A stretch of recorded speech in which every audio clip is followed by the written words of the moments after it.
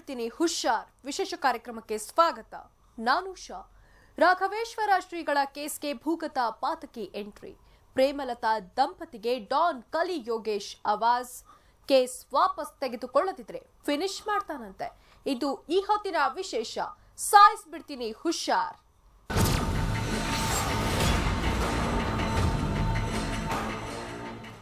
ರಾಮಚಂದ್ರಾಪುರ ಮಠದ ರಾಘವೇಶ್ವರ ಭಾರತಿ ಶ್ರೀಗಳ ವಿರುದ್ಧದ ಅತ್ಯಾಚಾರ ಪ್ರಕರಣ ದಿನಕ್ಕೊಂದು ಟ್ವಿಸ್ಟ್ ಪಡಿತಾ ಇದೆ. ರಾಘವೇಶ್ವರ ಶ್ರೀಗಳು ನನ್ನ ಮೇಲೆ ಅತ್ಯಾಚಾರವೆಸಗಿದ್ದಾರೆ ಎಂದು ರಾಮಕಥಾ ಗಾಯಕಿ ಪ್ರೇಮಲತಾ ಗಂಭೀರವಾದ ಆರೋಪ ಮಾಡಿದ್ದಾರೆ. ಈ ಪ್ರಕರಣ ರಾಜ್ಯದಲ್ಲಿ ಸಂಚಲನ ಸೃಷ್ಟಿಸಿದ್ದು, ಸಿಐಡಿ ಅಧಿಕಾರಿಗಳು ತೀವ್ರ ಗತಿಯಲ್ಲಿ ವಿಚಾರಣೆ ನಡೆಸ್ತಾ ಇದ್ದಾರೆ. ಮಧ್ಯಂತರ ನಿರೀಕ್ಷಣಾ ಜಾಮೀನು ಪಡೆದಿರುವ ರಾಘವೇಶ್ವರ ಶ್ರೀಗಳು ಸಿಐಡಿ ವಿಚಾರಣೆಗೆ ಹಾಜರಾಗ್ತಾ ಇದ್ದಾರೆ. ಪ್ರೇಮಲತಾ ದಂಪತಿಯು ಸಿಐಡಿ ಅಧಿಕಾರಿಗಳ ಮುಂದೆ ಸವಿವರವಾದ ಹೇಳಿಕೆ ಕೂಡ ನೀಡ್ತಾ ಇದ್ದಾರೆ. ಆದ್ರೀಗ ಈ ಪ್ರಕರಣಕ್ಕೆ ಭೂಗತ ಪಾತಕಿ ಕಲಿ ಯೋಗೇಶ್ ಎಂಟ್ರಿ ಕೊಟ್ಟಿದ್ದಾನೆ. ಪ್ರೇಮಲತಾ ದಂಪತಿಗೆ ಕೇಸ್ ವಾಪಸ್ ತೆಗೆದುಕೊಳ್ಳಿ ಅಂತ ಆವಾಜ್ ಹಾಕಿದ್ದಾನೆ. ಅಷ್ಟೇ ಅಲ್ಲ, ಕೇಸ್ ವಾಪಸ್ ತೆಗೆದುಕೊಳ್ಳದಿದ್ರೆ ಫಿನಿಶ್ ಮಾಡ್ತೀನಿ ಅಂತ ಬೆದರಿಕೆ ಕೂಡ ಹಾಕಿದ್ದಾನೆ. ಭೂಗತ ಪಾತಕಿ ಕಲಿ ಯೋಗೀಶ್ ಮತ್ತು ಪ್ರೇಮಲತಾ ಪತಿ ದಿವಾಕರ್ ಶಾಸ್ತ್ರಿ ನಡುವೆ ನಡೆದ ಫೋನ್ ಸಂಭಾಷಣೆ TV9ಗೆ ಸಿಕ್ಕಿದೆ. ಬನ್ನಿ ಆ ಫೋನ್ ಸಂಭಾಷಣೆಯನ್ನ ಈಗ ಕೇಳೋಣ. ಹಲೋ ಹಲೋ, ಯಾರು ಮಾತಾಡೋದು? ದಿವಾಕರ್ ಶಾಸ್ತ್ರಿ. ನಾನು ಕಲಿ ಯೋಗೀಶ್ ಅಂತ ಮಾತಾಡೋದು. ಅಂಡರ್ವರ್ಲ್ಡ್ ಡಾನ್ ಗೊತ್ತಾಯ್ತದ? ಯಾರು? ಅಂಡರ್ವರ್ಲ್ಡ್ ಡಾನ್ ಮಾತಾಡೋದು, ಕಲಿ ಯೋಗೀಶ್ ಅಂತ. ಕೇಳಿದ್ರೆ ಹೆಸರು? ಇಲ್ಲ, ಕೇಳಿಲ್ಲ. ಅದ್ ನೆಟ್ ಅಲ್ಲಿ ಚೆಕ್ ಮಾಡಿ, ಗೊತ್ತಾಗುತ್ತೆ ನಿಮ್ಗೆ. ಗೊತ್ತಾಯ್ತಾ? ಏನ್ ಹೆಸರು ಹೇಳಿದ್ರಿ? ಕಲಿ ಯೋಗೀಶ್ ಅಂತ. ಅಲ್ಲ, ನೀವೀಗ ನಿಮ್ಮ ಹೆಂಡತಿಯನ್ನು ಹಿಡ್ಕೊಂಡೀಗ ಆ ಸ್ವಾಮೀಜಿ ಮೇಲೆ ಕೇಸ್ ಹಾಕಿದ್ದೀರಲ್ಲಪ್ಪ, ಏನು ಯಾವ ವಿಚಾರದಲ್ಲಿ ನೀವು ಕೇಸ್ ಹಾಕಿದ್ದೀರಿ? ನಿಮ್ಗೆ ಮಾನ ಮರ್ಯಾದೆ ಏನಿಲ್ವಾ? ದುಡ್ಡಿಗೋಸ್ಕರ ಏನು ಮಾಡ್ತೀರಾ ನೀವು? ಇಲ್ಲ. ಈಗ ಅವ್ರ ಸಮಾಜದಲ್ಲಿ ಇಷ್ಟು ಒಳ್ಳೆ ಕೆಲಸ ಎಲ್ಲ ಮಾಡ್ತಾ ಇದ್ದಾರೆ, ನಿಮ್ಗೇನು ಅದು ಜಾಸ್ತಿ ಆಯ್ತಾ? ನೀವು ಅದ್ರ ಮೇಲೆ ದುಡ್ಡಿಗೋಸ್ಕರ ಏನ್ ಸಹ ಕೆಲಸ ಇದು ಕೇಸ್ ಹಾಕ್ಲಿಕ್ಕೆ ಹೋಗಿ ಅವರದ್ದು ಮಾನ ತೆಗಿತೀರಾ ನೀವು? ಇಲ್ಲ. ಅದೊಂದು ಅರ್ಥ ಇಲ್ವಾ? ಇಲ್ಲ. ಏನ್ರಿ ನಿಮ್ಮ ನೋಡಿ, ನಿಮ್ಮದೆಲ್ಲ ನಮ್ಗೆ ಗೊತ್ತಿದೆ. ನಿಮ್ಮ ಎಲ್ಲಿ ಆಫೀಸ್ ಇದೆ, ನಿಮ್ಮ ಲೆದರ್ ಎಕ್ಸ್ಪೋರ್ಟ್ ಏನ್ ಮಾಡ್ತಿದ್ದೀರಿ, ಯಾರ ಹತ್ರ ಮಾತಾಡ್ತಾ ಇದ್ದೀರಿ, ಯಾರು ನಿಮ್ಗೆ ಹಿಂದ್ಗಡೆಯಿಂದ ಕುಮ್ಮ ಕೊಡ್ತಾರೆ, ಎಲ್ಲ ನಮ್ಗೆ ಗೊತ್ತಿದೆ. ಗೊತ್ತಾಯ್ತಲ್ಲ? ನೋಡಿ, ಮರ್ಯಾದೆಯಲ್ಲಿ ಕೇಸ್ ಹೊರಗೆ ತಗೊಂಡು ಯಾರ ಹತ್ರ ಮಾತಾಡಿ ಸೆಟಲ್ಮೆಂಟ್ ಮಾಡಿ ಕೇಸ್ ಮುಗಿಸಿ ಬಿಡಿ, ಇಲ್ಲದ್ರೆ ಹಾಕಿ ಬಿಡ್ತೇನೆ, ನಿಮ್ಗೆ ಸಾಯಿಸಿ ಬಿಡ್ತೇನೆ. ಗೊತ್ತಾಯ್ತಲ್ಲ? ಸಮಾಜದಲ್ಲಿ ನೀವೆಲ್ಲ ಒಂದು ಕೀಟಗಳು. ನೀವು ಸಭ್ಯರಾಗಿ ವೇಷ ಹಾಕೊಂಡು ಇದ್ದಾರು ಎಲ್ಲ ಮಾನವರಿಗೆ ಹೊರಟಿಲ್ಲ ದುಡ್ಡಿಗೋಸ್ಕರ. ನಿಮ್ಗೇನು 10 ಕೋಟಿ ಬೇಕಾ? ಕೋಟಿನೂ ಬೇಡ ಸ್ವಾಮಿ, 1 ಕೋಟಿನೂ ಬೇಡ ಸ್ವಾಮಿ, 1 ರೂಪಾಯಿನೂ ಬೇಡ ನಮ್ಗೆ.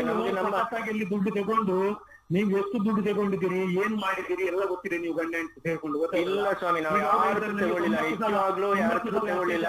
ಸತ್ಯ ಹೇಳ್ತಾ ಇದ್ದೀನಿ. ಅತ್ಯಾಚಾರ ಮಾಡುವಾಗ 90 ಸಲ ಅತ್ಯಾಚಾರ ಮಾಡುವಾಗ ನಿಮ್ಗೆ ಮತ್ತಿಲ್ವಾ? ಸತ್ಯ ಹೇಳ್ತಾ ಇದ್ದೀನಿ. ಅತ್ಯಾಚಾರ ಮಾಡಿದ್ರೆ ಕೋರ್ಟಿಗೆ ಹೋಗ್ತಾನೆ, ಯಾರು ಪೊಲೀಸ್ ಹತ್ರ ಹೋಗ್ತಾನೆ. ಸತ್ಯ ಹೇಳ್ತಾ ಇದ್ದೀನಿ, ಯಾರ ಹತ್ರ ಏನೂ ತಗೊಳ್ಳಿಲ್ಲ ಸ್ವಾಮಿ. ಹೌದಾ? ಸತ್ಯ ಹೇಳ್ತಾ ಇದ್ದೀನಿ, ಯಾರ ಹತ್ರ ಏನೂ ತಗೊಳ್ಳಿಲ್ಲ ಸ್ವಾಮಿ. ಎಲ್ಲಿ ಬೇಕಾದ್ರೂ ಹೋಗಿ ಪ್ರಮಾಣ ಮಾಡಿಬಿಡ್ತೀನಿ ಸ್ವಾಮಿ. ಏನು ಡಿಮಾಂಡ್ ಮಾಡಿದಿರಿ? ಎಲ್ಲ ಪ್ರಮಾಣ ನೀವೆಲ್ಲ ಎಷ್ಟು ಮಾಡುವ, ನಿಮ್ಮ ಪ್ರಮಾಣದಲ್ಲಿ ಯಾರು ನಂಬ್ತಾರ್ರಿ? ಅದೆಲ್ಲ ಬಿಡಿ. ಆಯ್ತು, ಒಳ್ಳೆ ರೀತಿಯಲ್ಲಿ ಕೇಸ್ ಮುಗಿಸಿ ಇದು ಮಾಡಿ, ಇಲ್ಲದ್ರೆ ಮತ್ತೆ ನಿಮ್ಗೆ ನಾನು ತೊಂದರೆ ಕೊಡ್ತೇನೆ. ಮತ್ತೆ ಎಲ್ಲರೂ ಹೊಡೆದಾಕಿ ಬಿಟ್ರೆ ಮತ್ತೆ ಅದು ಹೇಳ್ಬೇಡಿ.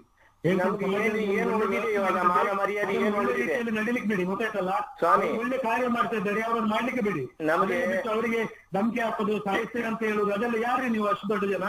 ನಮಗೆ ಯಾವ ಮಾನ ಮರ್ಯಾದೆ ಉಳಿದೆ ಸ್ವಾಮಿ? ಇವಾಗ ಮಾನ ಮರ್ಯಾದೆ ನೀವೇ ಕಳ್ಕೊಂಡಿರೋದು. ಯಾರು ಕಳ್ಕೊಂಡಿದ್ದೀರಾ? ಹಾಗಾಗಿ ನಮ್ಗೆ ಏನ್ ಬಾಕಿ ಇದೆ ಹೇಳಿ? ಕೋರ್ಟಿಗೆಲ್ಲ ನೀವೆಲ್ಲ ತಾನೇ ಹೋಗಿರೋದು? ಅಲ್ಲ, ನಾವು ಕೋರ್ಟಿಗೆ ಹೋಗ್ಲೇ ಇಲ್ಲ.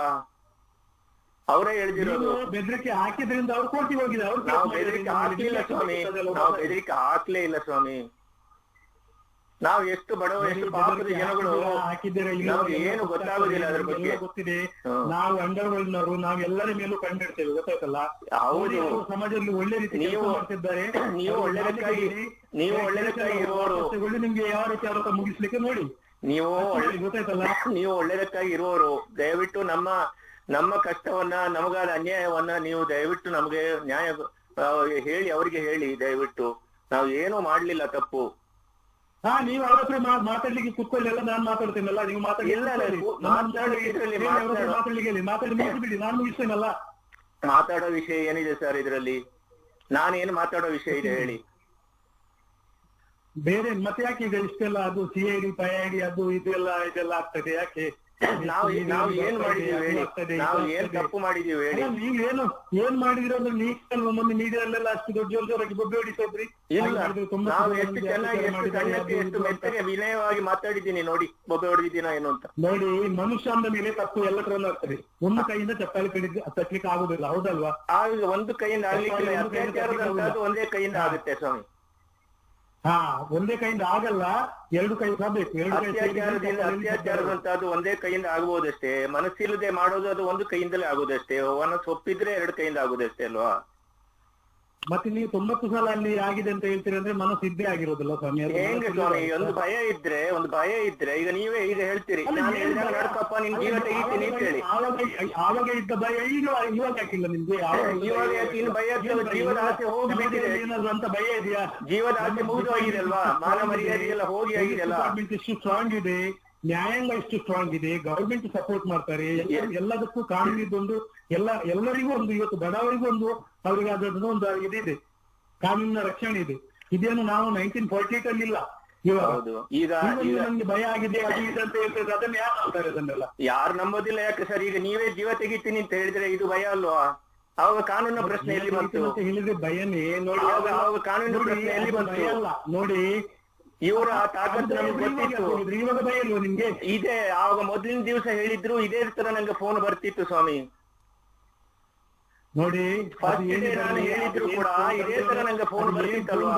ನೀವು ನಮ್ಗೆ ಹೇಳಿ, ನೀವು ಅವ್ರ ಹತ್ರ ಮಾತಾಡಿ ಅದನ್ನು ಇಲ್ಲಿಗೆ ಹೇಳಿದ್ರು ಕೂಡ ಇದೇ ತರ ಭಯ ಇರ್ತಿತ್ತಲ್ವಾ? ಖತಮ್ ಮಾಡಿಬಿಡಿ, ಫಿನಿಶ್. ಅಲ್ಲ ನೋಡಿ, ಇಲ್ಲಿ ಕೇಳಿ, ಅವರಷ್ಟಕ್ಕೆ ಕೆಲಸ ಮಾಡ್ಲಿ. ನಿಮ್ಗೆ ನಿಮ್ಮ ಏನು ಬಿಸ್ನೆಸ್ ಇದೆ, ನಿಮ್ಮ ಏನು ಹಾಡುದಿದೆ, ಏನ್ ಮಾಡುದಿದೆ ನೀವು ಮಾಡಿ. ನಿಮ್ಮ ರಸ್ತೆ ನೀವು ಚೂಸ್ ಮಾಡ್ಕೊಳ್ಳಿ. ಆಗುತ್ತೆ ಸ್ವಾಮಿ, ಆಗುತ್ತೆ ಸ್ವಾಮಿ. ಈಗ ನಮಗೆ ಇದ್ದ ಮರ್ಯಾದೆ ಎಲ್ಲ ಹೋಗಿ ಆಗಿದೆ. ಅದನ್ನ ಯಾಕೆ ಮಾಡ್ತೀವಿ? ಇದ್ದ ಮರ್ಯಾದೆ ಎಲ್ಲ ಹೋಗಿ ಆಗಿದೆ ಅಲ್ವಾ?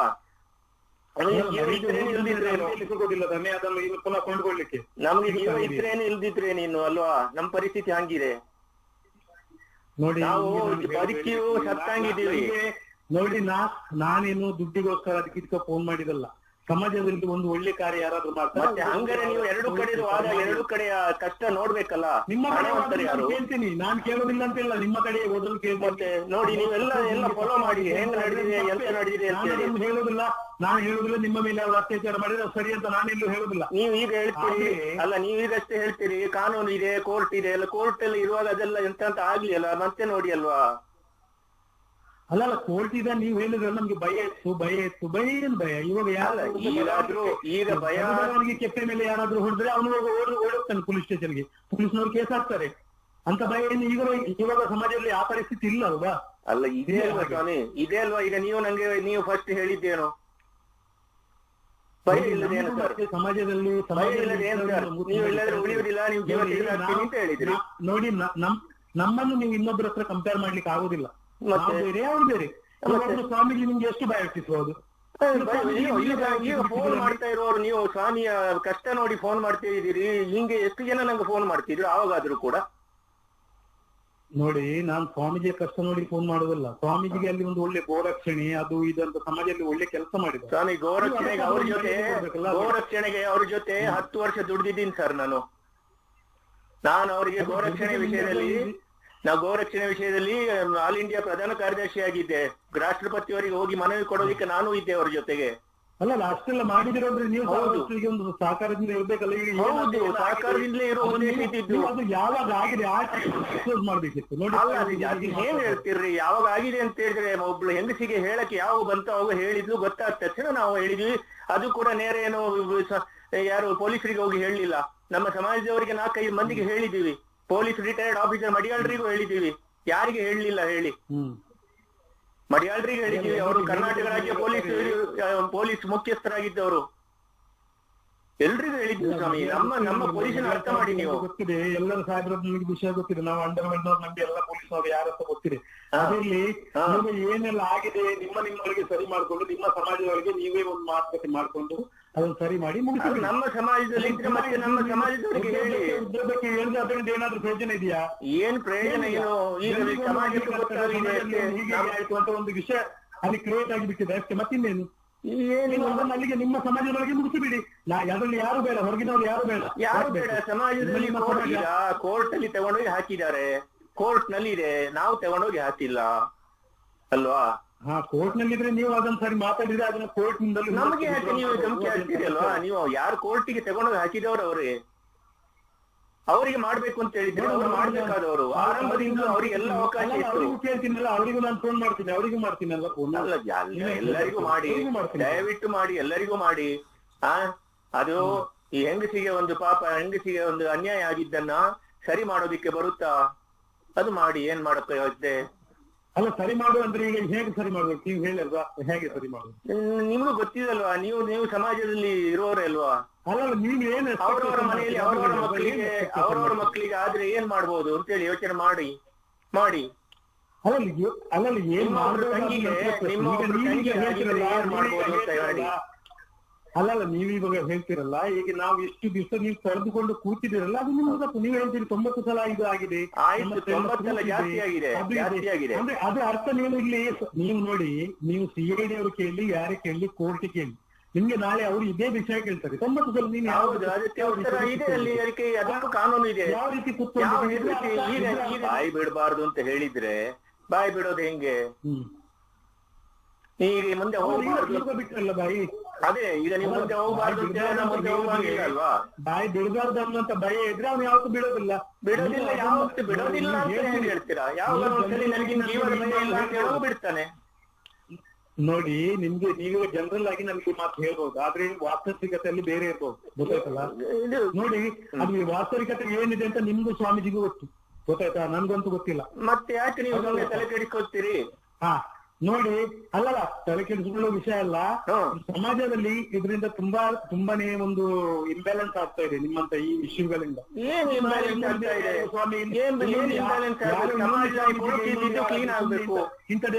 ಇಂಥದೇ ಒಂದು ಕೆಲಸಕ್ಕೋಸ್ಕರ ಏನಾದ್ರು ಒಂದು ಅವ್ರ ಹತ್ರ ಬೆನಿಫಿಟ್ ತಗೊಳ್ಳಿಕ್ಕೆ ಆಗ್ಲಿಲ್ಲ ಅಂದ್ರೆ ಮತ್ತೆ ಅವ್ರಿಗೆ ಒಂದು ಕೇಸ್ ಹಾಕೋದು. ಸಮಾಜದಲ್ಲಿ ಇಂಥದ್ದೆಲ್ಲ ಮತ್ತೆ ನಿಮ್ಮಿಂದ ಬೇರೆಯವರು ಕಲಿತಾರೆ. ಅಲ್ಲ, ಈ ರೀತಿ ಕಲಿಯೋ ಪ್ರಶ್ನೆ ಏನಿಲ್ಲ. ಯಾರಿಗೆ ಆಗಿದೆ ಅನ್ಯಾಯ ಆಗಿದೆ ಅವ್ರ ಮುಂದೆ ಬರ್ಬೇಕು.